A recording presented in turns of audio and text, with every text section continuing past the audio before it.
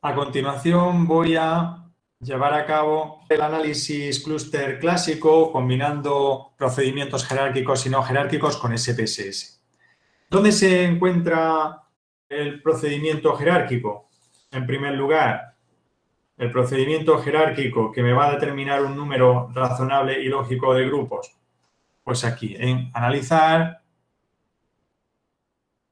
clasificar, clúster jerárquico. Si hago clic en él, es una técnica que me tiene como icono pues, un gráfico de témpanos hacia abajo. Bien, pues me aparecería una ventana sin ninguna variable introducida y voy a introducir la variable objeto de estudio. Cuidado que en este procedimiento, con este análisis clúster clásico, no se pueden mezclar variables categóricas y métricas.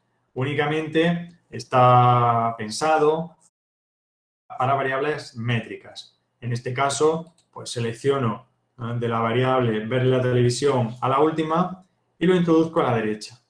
¿Y qué hacemos con estas variables categóricas que tengo en mi base? Pues la vamos a utilizar para definir aún más, para perfilar los grupos a posteriori, haciendo cruces con el grupo o el ID del grupo resultante con dichas variables, con ayuda de la opción de tablas cruzadas, con esa opción de tablas cruzadas y chi cuadrado que ya conocemos. Una vez que hemos seleccionado estas variables métricas y queremos hacer, nos cercioramos que está marcada la opción casos, vamos a recorrer los diferentes botones de la derecha. En el primer caso, no es necesario cambiar nada en estadísticos. El historial de conglomeración, esto sería parecido al gráfico o tabla de agrupación de estadística, donde me va indicando cómo se van fusionando los grupos, pues 2 a 2. Bueno, es una matriz un poco engorrosa y bueno, la puedo desactivar. Puedo desactivarla porque en este caso SPSS la distancia máxima de unión la va a relativizar con respecto a 25. Bueno, pues yo la dejo marcada, luego veremos que es una matriz muy engorrosa. Con pocos casos sí puede ofrecer interesante a la hora de evaluar pues, diferentes soluciones que obtenemos.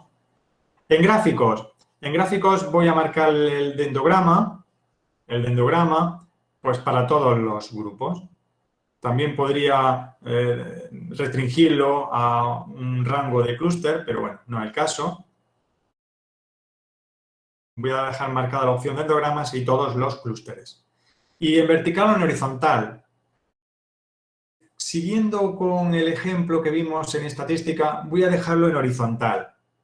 Voy a dejarlo ya que lo vimos de esa forma y aprendimos cómo cortar el corte. En esa orientación, pues la voy a dejar o voy a cambiar a horizontal. Y bueno, a continuación hago clic en el botón método y aquí pues me aparecen los diferentes métodos que ya conocemos, el vínculo más lejano, más cercano, el centroide, basado en la mediana y el de Word, el método de Word. Pues hago clic en el vecino más lejano, en primer lugar, hago clic en el vecino más lejano. En cuanto a la medida, una medida de intervalo o métrica, pues la que solemos usar es la distancia euclídea.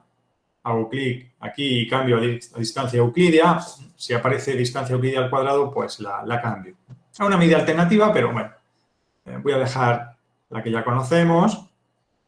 Y estandarización de variables o de valores. En este caso, pues me da la opción de estandarizar. Es un procedimiento pues, que permite trabajar con variables estandarizadas y las resoluciones pueden llevar a un menor sesgo si trabajo con puntuaciones Z, con variables normalizadas. Pues eso es lo que voy a hacer. Aquí en la opción estandarizar, pues si aparece ninguna, la voy a estandarizar a puntuaciones Z. ¿Eso qué quiere decir? Que a cada variable le va a restar su media y va a dividir por su desviación típica. Por variable. Voy a hacer una estandarización por variable. También me da la opción de por caso, pero bueno, es menos habitual. A continuación le doy al botón continuar y en guardar puedo pedirle una solución única o no, o ninguna.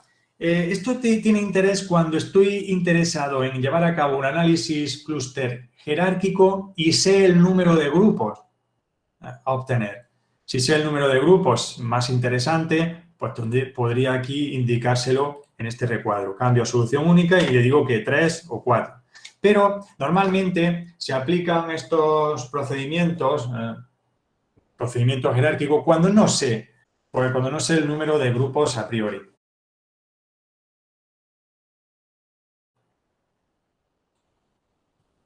Si alguien pues se ha quedado atrás, repito, en el botón estadísticos, pues me cercioro que está marcada la opción historial de conglomeración o de agrupación.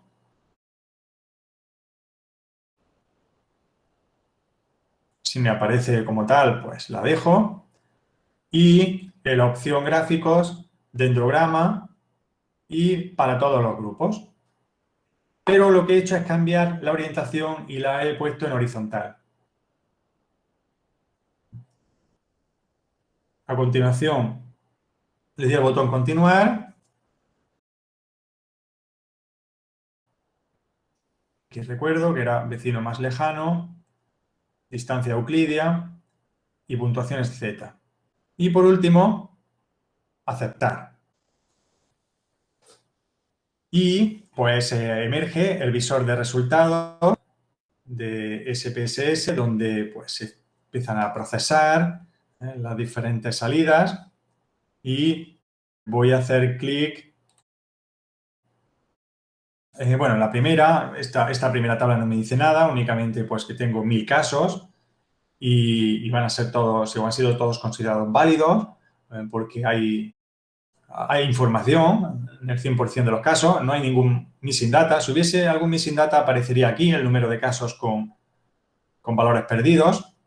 Y aquí abajo aparece el historial de conglomeración, ¿no? Cómo se van uniendo los grupos 2 a 2. Y bueno, tampoco es una información muy interesante, es un gráfico pues bastante engorroso, compuesta por 1000 filas, correspondiente a cada caso, ¿no? Pues me va diciendo cada caso a qué grupos se van fusionando. Aquí lo interesante es el dendrograma. Nos vamos directamente al dendrograma y tenemos un gráfico donde vamos a proceder a llevar a cabo unos cortes.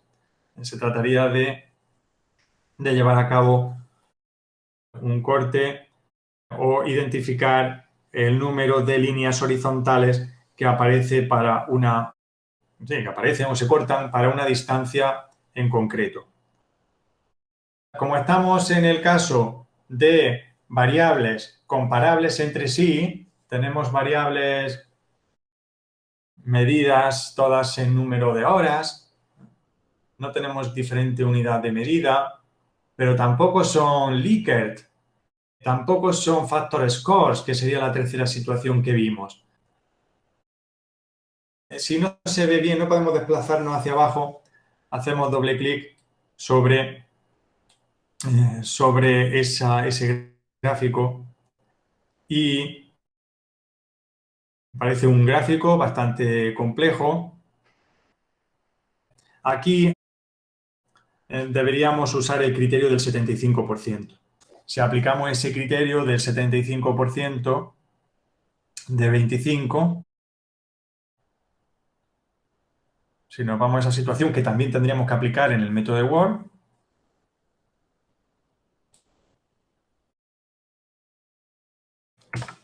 ...25 por 0,75 me da un valor de 18,75.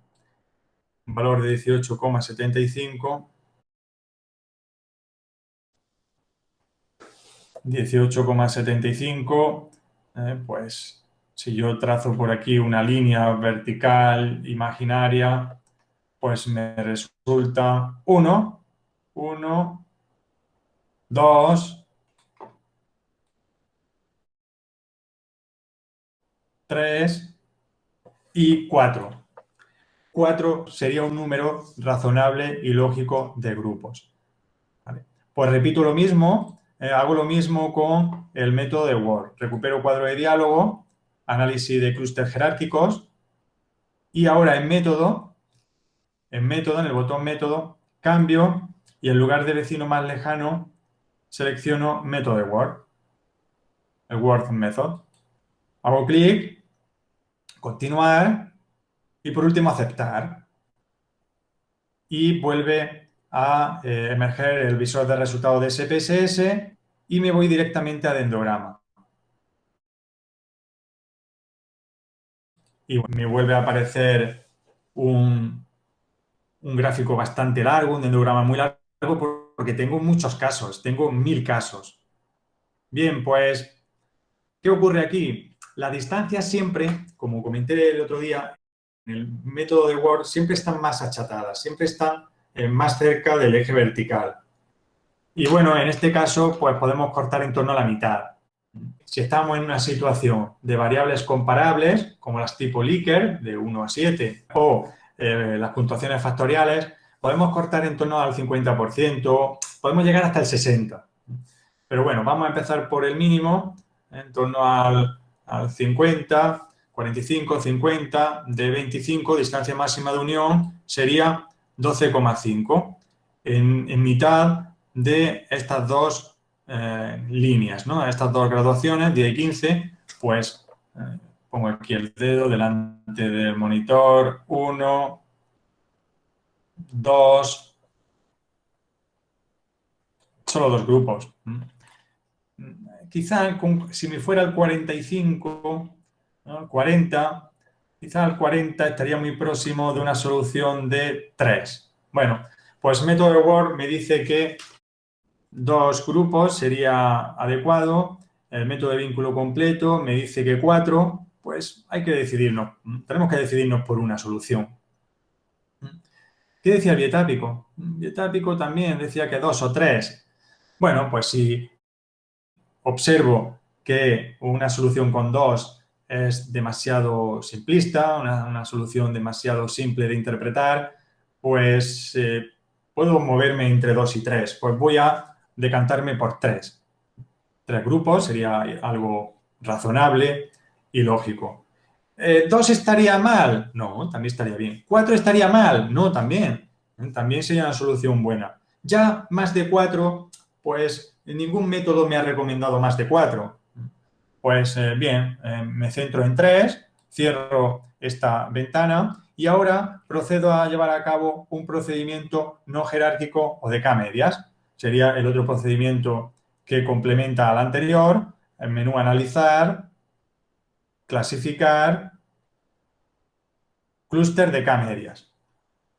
El K-means clustering, ¿no? Este sería el procedimiento no jerárquico. Hago clic en él y, claro, en este caso es un método que requiere el número de grupos. Es un método que requiere un número determinado de grupos que ya hemos determinado a priori con el método o procedimiento anterior y se lo vamos a indicar aquí. 3 grupos. ¿Aplicado a qué variables? A estas. A las variables ver la televisión, ir al cine, etcétera, etcétera. Hasta la 19. Podríamos etiquetar los casos mediante un identificador, cosa que no tengo. Aquí ya no toco nada más. Iterar y clasificar, lo dejo así. En iterar tampoco, no cambio nada. En guardar, aquí sí es interesante ya pedirle el clúster de pertenencia. Me va a crear una nueva variable con dicho identificador. Pues en este caso iría del 1 al 3. Le doy al botón continuar. Y por último, en opciones, pues le voy a pedir los centros de grupos iniciales. Bueno, en realidad no me da mucha información eso. Eso lo único que me está indicando es de qué centros parte. Estos algoritmos requieren de un clúster inicial. Tampoco me da, esa opción la voy a desactivar y voy a pedirle la tabla ANOVA y la información del clúster para cada caso. Tabla ANOVA e información del clúster para cada caso. Continuar y por último aceptar.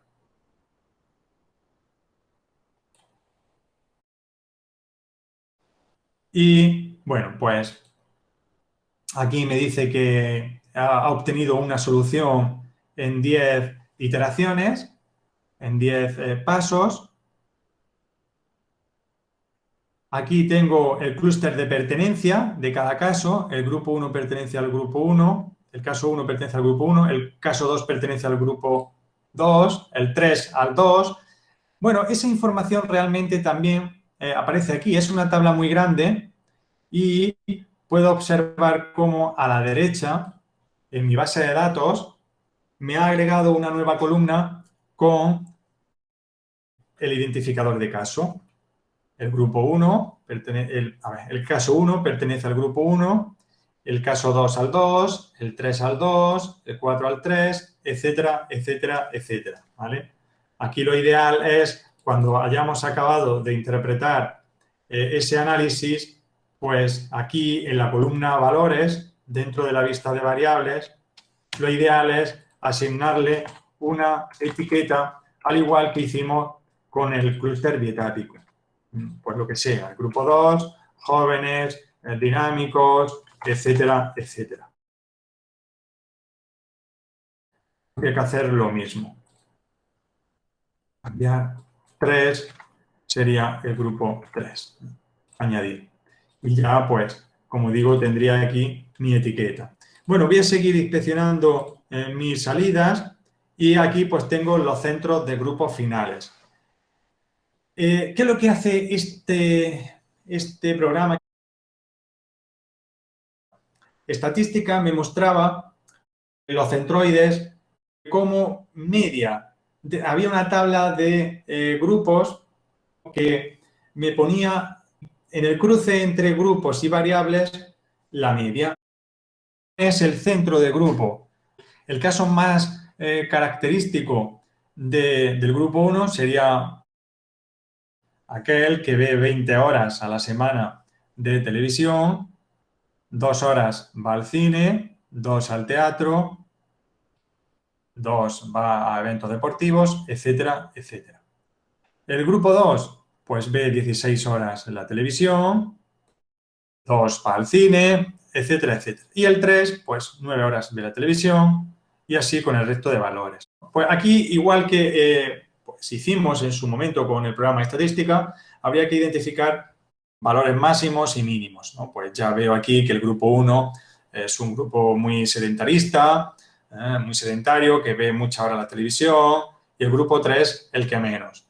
Pero, por ejemplo, pues en cuanto a practicar deporte, el grupo 1 es el que menos deporte practica y el 3 el que más, ¿no? Pues ya puedo ir definiendo o perfilando las características de mis grupos, ¿no? Grupo 1, pues grupo sedentarios que practican poco deporte y ven mucho la televisión. Grupo 3, pues grupo de personas más activas que ven poco la televisión, etcétera, etcétera. Y bueno, aquí tenemos las distancias entre grupos y la tabla ANOVA. Aquí tengo una evaluación final del análisis, una evaluación a posteriori, y observo que en todas las variables los grupos generan diferencias significativas.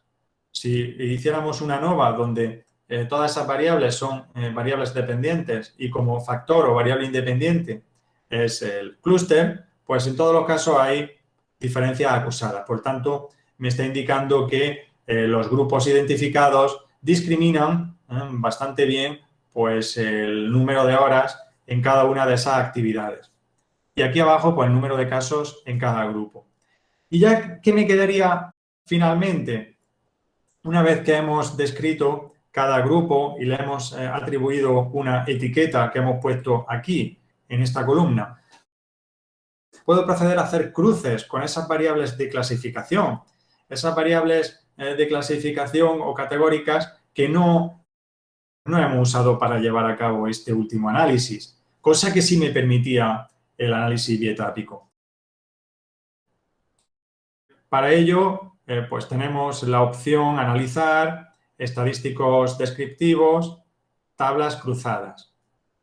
Y aquí en tablas cruzadas, como ya sabemos hacer, pues puedo introducir por columnas el número de grupo y por filas, por ejemplo, el género. El género y le voy a pedir un H cuadrado. Siempre como estadísticos, el más común, el estadístico chi o ji cuadrado. Hago clic y bueno, así en primer lugar, la variable género muestra una asociación con el grupo. Observo cómo, pues bueno, aquí tendría el reparto de frecuencias, en cómo se reparten esos 1000 individuos iniciales por grupo y por género. Y bueno, parece que hay una mayor presencia de mujeres en el grupo 2, 193, en el grupo 2, y una mayor presencia de hombres en el grupo 1 y en el 3. Bien, la chi cuadrado me da un valor de 7,65 con 2 grados de libertad y un p-valor de 0,022. 0,022. ¿Está por debajo de 0,05? Sí, ese valor de referencia que siempre usamos, esa probabilidad de error, límite, pues está por debajo de 0,05, por tanto, rechazo la hipótesis nula de independencia y puedo concluir que existe una asociación entre género y grupo de pertenencia. Observo cómo pues, el grupo 2, en el grupo 2 hay una mayor presencia de mujeres y en el grupo 1 y 3 de hombres. Y de esta misma forma podría proceder con el resto de variables de clasificación en mi base de datos. En este caso, saco sexo e introduzco edad. Y bueno, pues también se observa un patrón de asociación entre dichas variables. Y así con el resto.